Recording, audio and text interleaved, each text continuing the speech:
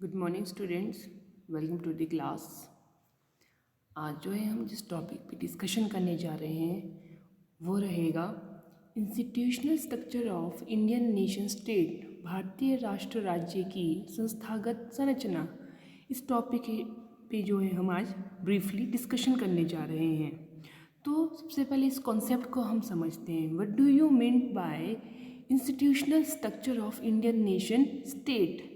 तो यहाँ पे बात की गई है कि भारतवर्ष को एक संस्थागत संरचना प्रदान करने के लिए या संस्थागत संरचना का रूप प्रदान करने के लिए, उसे एक राष्ट्र बनाने के लिए जहाँ पे हर एक काम जो है व्यवस्थित तरीके से हो सके, इसके लिए जो है क्या क्या प्रावधान किए जाने चाहिए या फिर कौन कौन से फैक्ट्स को जो है हाईलाइट करके ऐसी संरचना का निर्माण करते समय उन फैक्ट्स को, हाईलाइटिंग फैक्ट्स को जो है माइंड में रखना चाहिए, उसके बारे में जो है यहाँ पे बात की गई है। एक लंबे राष्ट्रीय आंदोलन के परिणाम स्वरूप भारतीय नेता भारत की एक संवैधानिक सभा की मांग को मनवाने में सफल हुए।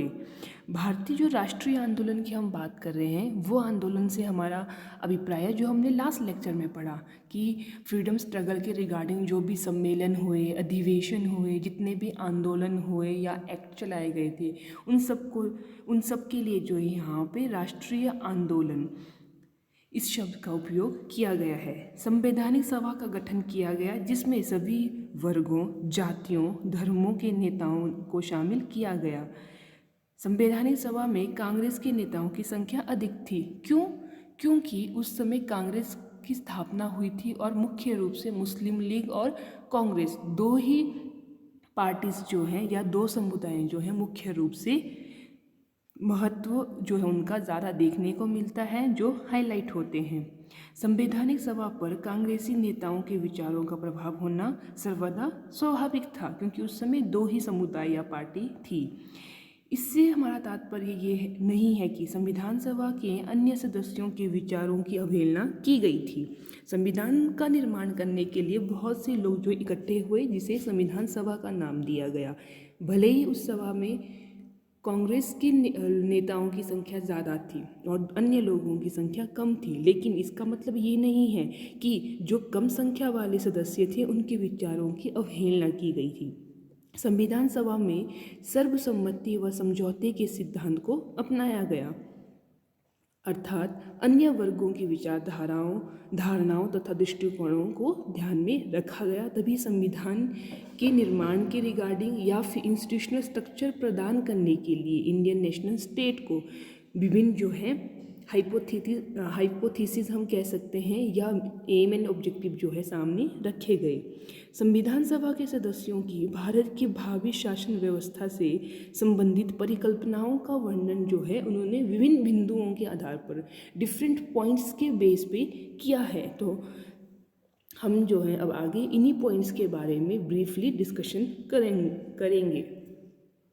Hypothesis related to future governance of India, Bharat की भावी शासन व्यवस्था से संबंधित परिकल्पनाएं। ऐसी कौन कौन सी कल्पनाएं उन्होंने की थी स्वतंत्रता के पश्चात भारत को इंस्टीट्यूशनल स्ट्रक्चर प्रोवाइड कराने के लिए, जहाँ पे सभी लोगों की विचारधाराओं को एक्सेप्ट किया गया है, सभी के थॉट्स को एक्सेप्ट किया गया है। अब वो थॉट्स और विचारधाराएं क्या थी, उनके बारे में हम डिफरेंट पॉइंट्स के बेस पे पढ़ेंगे। Now the first point is perception of sovereign state. Bharat संपूर्ण प्रभुत्व संपन्न राज्य की परिकल्पना। भारतीय नेता मुख्य रूप से उस वर्ग से संबंधित थे जिन्होंने अंग्रेज़ों की गुलामी देखी थी, इसलिए उनकी इच्छा भारत को एक संपूर्ण प्रभुत्व राज्य के रूप में देखने की थी। इसका अभिप्राय ये है कि भारत पूर्ण रूप से प्रभुसत्ता या प्रभुत्व संपन्न राज्य का अर्थ होता है कि भारत पूर्ण रूप से स्वतंत्र है, वह किसी भी भारी शक्ति के अधीन नहीं है। प्रभुसत्ता जनता के पास होगी और जनता अपने प्रतिनिधियों का चुनाव स्वयं करेगी। ये परिकल्पना जो है की गई थी इंस्टीट्यूशनल स्ट्रक्चर प्रोवाइड करने के लिए। Next is perception of democracy, प्रजातंत्र की परिकल्पना। इसका अर्थ ये है कि शासन की जो अंतिम शक्ति है जनता के हाथ में ही रहेगी। लोग शासन चलाने के लिए अपने प्रतिनिधियों को चुनेंगे तथा निर्वाचित प्रतिनिधि जनता के प्रति उत्तरदायी होंगे उनके कामों के लिए। नेक्स्ट, परसेप्शन ऑफ सोशलिज्म, समाजवाद की परिकल्पना। यद्यपि संविधान की मूल प्रस्तावना preamble of the Indian constitution जिसे कहा जाता है में सोशलिज्म शब्द को नहीं रखा गया, लेकिन जब 1976 में संविधान की प्रस्तावना में अमेंडमेंट हुई, संशोधन किया गया, तब क्या हुआ कि इस सोशलिज्म समाजवाद शब्द को उसमें जोड़ा गया। जब संविधान का निर्माण हुआ था तो उसके निर्माण के समय समाजवाद या सोशलिज्म शब्द को उसमें ऐड ऑन नहीं किया गया था। ये कब हुआ ऐड ऑन? 1976 में। परसेप्शन ऑफ रिपब्लिक, भारत एक गणराज्य होगा की परिकल्पना। गणराज्य की प्रमुख विशेषता ये होती है कि उसमें जो है राज्य के मुखिया जो होगा वो नाम मात्र का मुखिया या अधिकारी होता है। उसे जनता द्वारा प्रत्यक्ष या अप्रत्यक्ष ढंग से निर्वाचित किया जाता है और भारत के राष्ट्रपति का निर्वाचन एक निर्वाचन मंडल द्वारा अप्रत्यक्ष विधि द्वारा किया जाता है। जिस तरह से हम लोग अपने ग्राम पंचायत के वोट करते हैं, पंच प्रधान बनते हैं, फिर वो जिला परिषद वीडीसी मेंबर को चुनते हैं, फिर वो लोग मिलकर जो है एमएलएज को चुनते हैं, एमएलएज मिलकर राज्यसभा विधानसभा के सदस्य बनते हैं, वहाँ से वो लोग निर्वाचन आयोग का गठन होता है और वो निर्वाचन आयोग जो है राष्ट्रपति का चुनाव करते हैं। तो ये एक अप्रत्यक्ष विधि या प्रत्यक्ष विधि हम कह सकते हैं। इसके द्वारा क्या करते हैं हम अपने प्रतिनिधि, जो हमारा प्रतिनिधि है सबसे बड़ा वो होता है प्रेसिडेंट, उनको हम चुनते हैं। परसेप्शन ऑफ सेक्युलर पॉलिटी, धर्मनिरपेक्ष राज्य की परिकल्पना। संविधान सभा के सदस्य इस बात से भली भांति अवेयर थे कि भारत में अनेक प्रकार के धर्म, जाति, वर्ग के लोग रहते हैं और इसी आधार पे जो है ब्रिटिश रूल या ब्रिटिश एम्पायर ने अपनी नींव रखी थी, क्योंकि इन्हीं बेसिस पे वो हम लोगों को लड़ाते थे, हम लोगों में फूट डालते थे। इन सभी लोगों में जो डिफरेंट धर्म के लोग हैं, इनमें मधुर संबंध स्थापित करने का एकमात्र साधन है धर्मनिरपेक्ष सेक्युलर पॉलिटी। इसलिए उनकी यह हार्दिक इच्छा थी, उनकी मतलब जिन्होंने ये हाइपोथेसिस रखे थे कि भारत भी भावी शासन व्यवस्था धर्मनिरपेक्ष की नींव पर हो। और धर्मनिरपेक्ष की हम बात करें, स्वतंत्रता की हम बात करें, धार्मिक स्वतंत्रता की, तो ये इंडियन कॉन्स्टिट्यूशन के फंडामेंटल राइट में आर्टिकल 25 में इसका प्रोविज़न किया गया है after the 42nd amendment. Next is Gandhian perception, गांधीवादी परिकल्पना। गांधीवादी परिकल्पना में ये कहा गया था कि डिस्क्रिमिनेशन नहीं किया जाएगा, सभी लोगों को समान अधिकार प्रदान किए जाएंगे। इस लक्ष्य को प्राप्त करने के लिए संविधान की धारा 17 के द्वारा अछूत को गैर कानूनी घोषित किया गया। ये भी हमारे फंडामेंटल राइट में आता है कि आर्टिकल 17 में प्रोविज़न किया गया कि डिस्क्रिमिनेशन नहीं किया जाएगा। और ये जो विचारधारा ये है गांधीवादी विचारधारा। नेक्स्ट है perception of liberty, equality and fraternity, स्वतंत्रता, समानता व बंधुत्व की परिकल्पना। अब स्वतंत्रता की हम बात करें, इसकी परिकल्पना जो है पहले भी की गई थी और बाद में जो है इसे संविधान में लिखित रूप में स्थान जो है प्रदान किया गया है। और ये स्थान जो है इसे आर्टिकल 14 to 18 फंडामेंटल राइट के अकॉर्डिंग जो है दिया गया है, जहाँ पे हमारी स्वतंत्रता की बात की गई है, समानता की बात की है और फ्रेटर्निटी की बात की गई है। अगर हम स्वतंत्रताओं की बात करें तो उसमें 6 प्रकार की स्वतंत्रता के बारे में कहा गया है, जिसके बारे में हम लास्ट क्लास में पढ़ चुके हैं। जैसे कि हमने पढ़ा था कि समुदाय का निर्माण करने की स्वतंत्रता, भावों और विचारों को अभिव्यक्त करने की स्वतंत्रता, कहीं भी देश में कहीं भी घूमने की स्वतंत्रता, देश में कहीं पे भी बसने की स्वतंत्रता और इस प्रकार की बिना हथियार के एकत्रित होने की स्वतंत्रता। इस प्रकार की स्वतंत्रताएँ जो हमें दी गई है according to fundamental right of Indian constitution, और इसमें आर्टिकल्स का भी प्रोविज़न किया गया है। Next is perception of unity and integrity of the nation, राष्ट्र की एकता तथा अखंडता की परिकल्पना।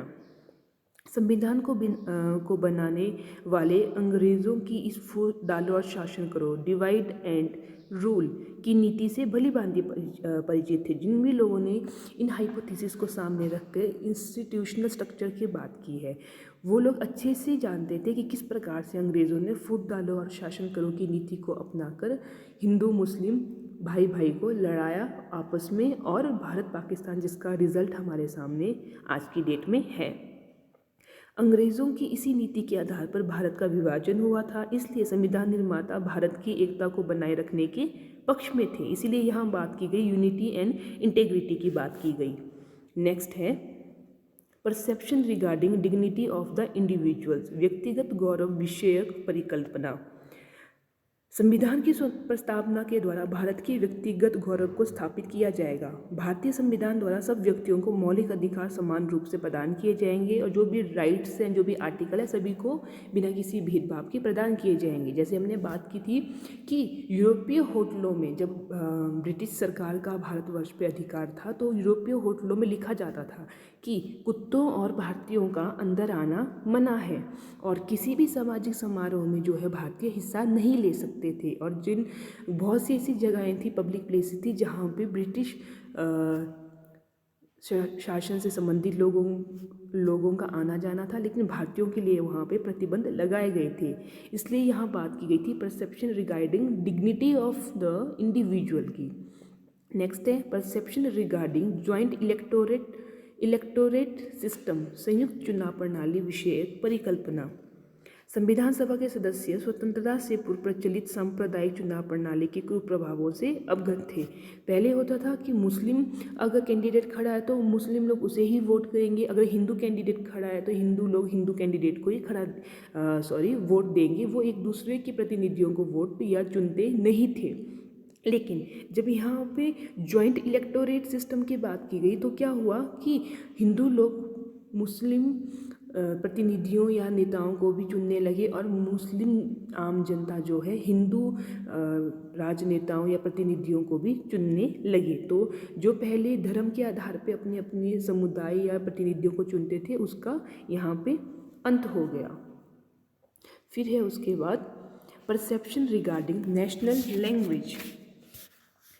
पहले जैसे कि हम जानते हैं कि अंग्रेज़ी को ही जो है राष्ट्रभाषा माना जाता था, लेकिन भारत की स्वतंत्रता के बाद, स्वतंत्र भारत होने के बाद जो है इस विषय पे भी चर्चा की गई, और इस विषय के रिगार्डिंग जो है डॉक्टर अंबेडकर ने कहा कि अन्य कोई भी विषय नहीं था जब जितने भी विवाद इस विषय पे था, राष्ट्रभाषा विषय पे जितने विवाद हुए, अन्य किसी भी विषय पे इतने विवाद नहीं हुए। जब निर्णय के लिए मतदान किया गया तो संविधान सभा में हिंदी के पक्ष और विपक्ष दोनों में 78 मत पड़े, 78 वोट पड़े कि इसे करना भी चाहिए नेशनल लैंग्वेज और नहीं भी करना चाहिए, क्योंकि इंडिया जो है डाइवर्सिटी से भरा पड़ा है। तो यहाँ पे सभी लोग चाहते हैं कि हमारे लैंग्वेज को प्रेफर किया जाए। लेकिन हिंदी के बारे में जब वोटिंग की गई तो 78 वोट पड़े, पक्ष में भी और विपक्ष में भी। भारत के नए संविधान में 22 भाषाओं को मान्यता दी गई है, और हिंदी को देवनागरी लिपि, हिंदी इन देवनागरी स्क्रिप्ट को राष्ट्रीय भाषा घोषित किया गया है। नेक्स्ट है perception of world peace and international security, विश्व शांति तथा अंतर्राष्ट्रीय सुरक्षा की परिकल्पना।